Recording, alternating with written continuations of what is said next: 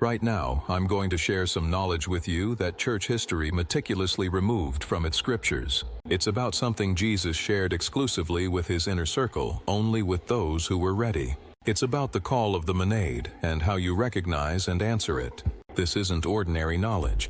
Anyone who truly understands and applies this knowledge steps out of the archon's frequency control. That constant static in your head, that inexplicable restlessness, those moments when everything seems pointless, all of it has a reason. And that reason isn't what you've thought until now. There's a spark burning inside you. The Gnostic texts call it the divine spark. A fragment of the monad itself, trapped in matter, forgotten, but never extinguished. This spark wants to be awakened. The monad is calling you, and you're already receiving this call. You just don't know its name yet. Today, you'll learn that name. And tonight, before you go to sleep, you'll apply 3 steps I'm about to show you. When you wake up tomorrow morning, you'll be a different person. This isn't a metaphor. It's a real technique that Jesus taught. In the Gospel of Thomas, there's a sentence that changes everything. Jesus said there, "Whoever finds the meaning of these words will not taste death." The church removed this text from the canon in the 4th century. It didn't fit into their system because this text taught people that they didn't need an intermediary. The monde speaks directly. Every elect one can hear it. But the church needed dependence, not freedom. So this knowledge vanished for over 1600 years. In 1945, in Nagamadi, a small town in Egypt, 13 codices emerged from the desert sand. Among them were texts that the early church wanted to destroy at all costs. The Gospel of Thomas, the Gospel of Philip, the secret book of John. These scriptures didn't just contain words. They contained instructions, practical techniques that Jesus gave to his closest disciples. Techniques for awakening the inner spark, for communicating with the monad, for breaking through the arc frequency. Why is this important for you right now at this very moment? Because the monad doesn't call arbitrarily. It sends its call in specific cycles. And not everyone receives it with the same intensity. There are souls whom the Gnostic texts refer to as pneumatics. Chosen ones, people who carry the divine spark in its full power. These people feel different their entire lives. They sense they don't belong in this world. They carry a longing within them that no earthly goal can satisfy. A longing for something they can't name. But that feels like coming home. If you recognize this in yourself, then it's no coincidence. Then, you are one of them. The secret book of John describes how the archons created this world. It wasn't the true God who created material reality, but the demiurge, a lesser being who considers himself the highest God. He created matter as a prison, and the archons are its guards. Their task is to keep the divine sparks at a low frequency, because an awakened spark is a spark that leaves the prison. The archons don't work with chains and walls. They work with frequency. Fear is a frequency. Doubt is a frequency. The inner voice that tells you you're not good enough. That's a frequency. And these frequencies hold you in a band that the Gnostic texts call the zone of forgetfulness. In this zone, you forget who you truly are. You forget your origin. You forget the spark. But the spark doesn't forget you. It sends signals, and the monad amplifies these signals in certain phases.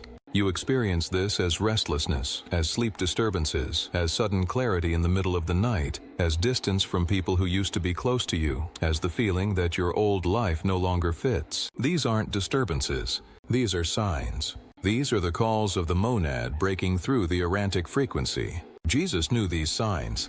He described them to his disciples in detail.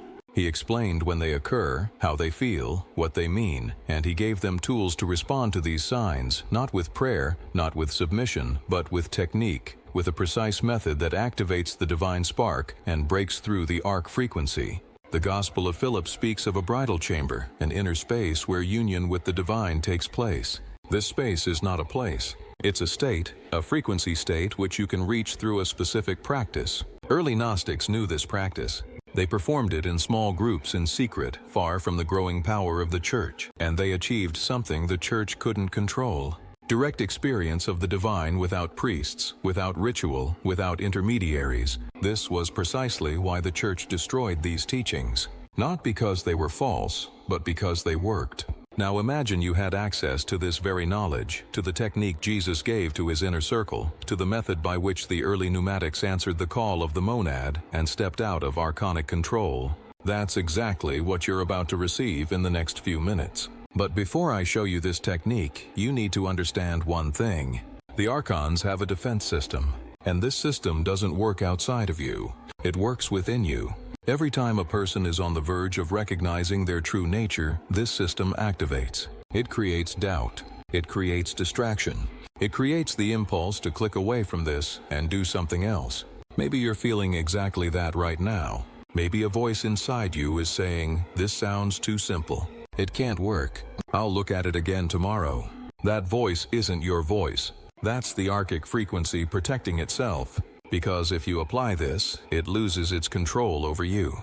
And that's precisely why it wants to stop you. Now, the fact that you feel this resistance isn't a sign of weakness. It's the strongest proof that this knowledge is real. The system doesn't waste energy on things that aren't a threat. Your resistance shows you that you're on the right path.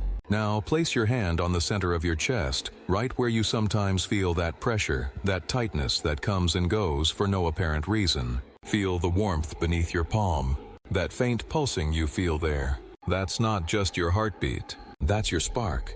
That's the fragment of the monad living, breathing, waiting inside you.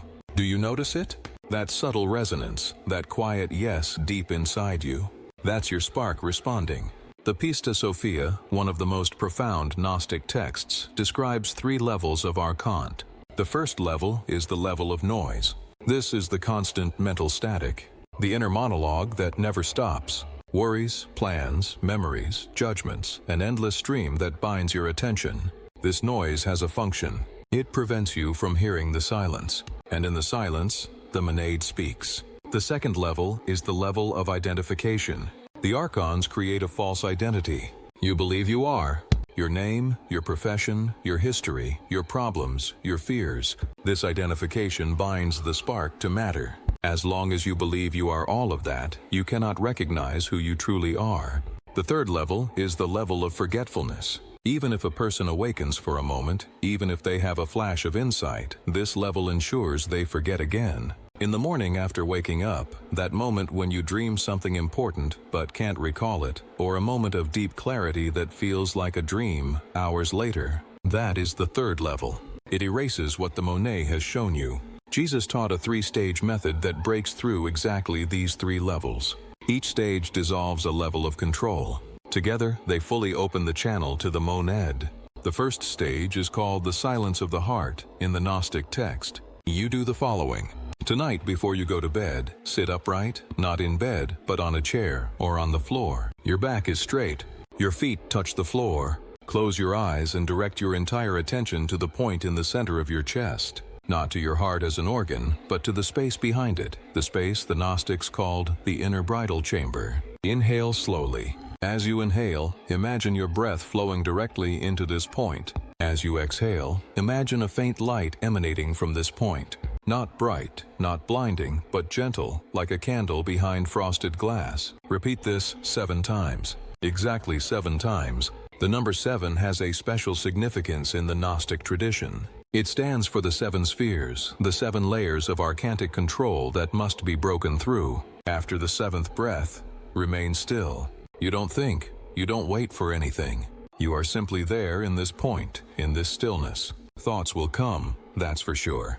Let them come, but don't follow them. Imagine them as clouds passing a mountain. You are the mountain.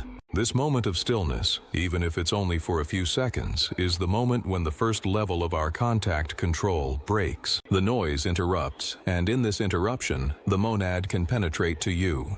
The second stage is called shedding the false skin. Immediately after the stillness, while you are still in the state, mentally speak 3 sentences, not out loud, but inwardly directed at the point in your chest.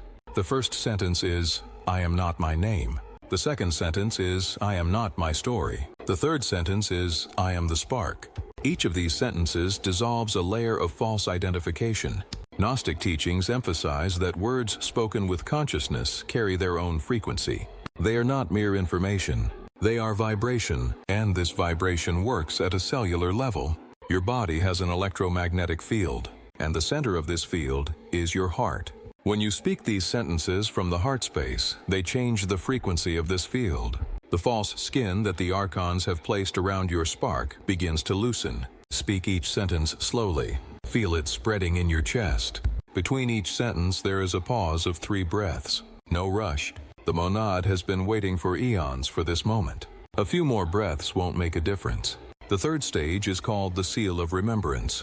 This is the crucial step.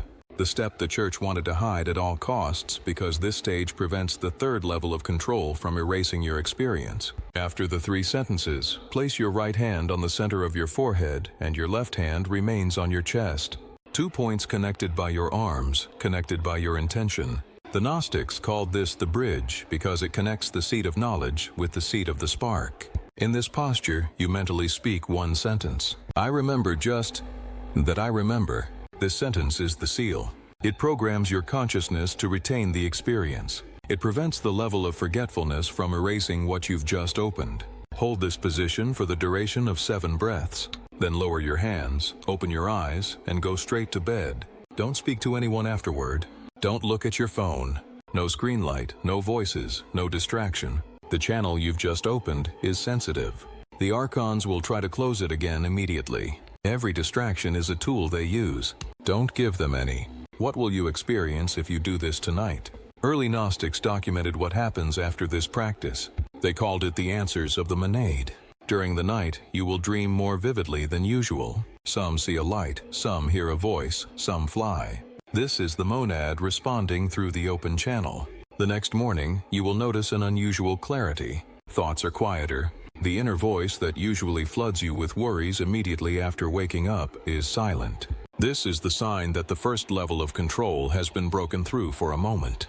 In the following days, synchronicities will accumulate. Numbers will repeat. People will say things that precisely match your inner experience. The monad communicates through the structure of reality itself. Now, listen carefully.